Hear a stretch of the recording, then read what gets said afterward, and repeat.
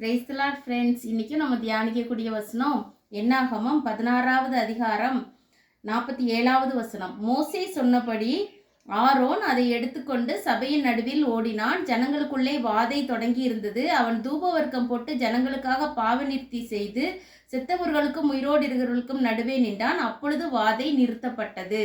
ஆமாம் ஃப்ரெண்ட்ஸ், இந்த நாளில் கூட நிறைய பேர் கர்த்தருடைய கோபாக்கினைக்கு ஆளாகி இருக்கும்போது நம்ம கர்த்தருக்கும் மனுஷருக்கும் நடுவில் நின்று பரிந்து பேசுகிறவங்களா, ஒரு ஆரோன் மாதிரி, ஒரு எலியேசர் மாதிரி அவங்களுக்காக விண்ணப்பம் பண்ணுறவங்களா, ஏசப்பா மாதிரி இருக்கிறோமா அப்படின்னு ஏசப்பா இந்த நாளில் நம்மளை சோதிச்சு பார்க்குறாங்க ஃப்ரெண்ட்ஸ்.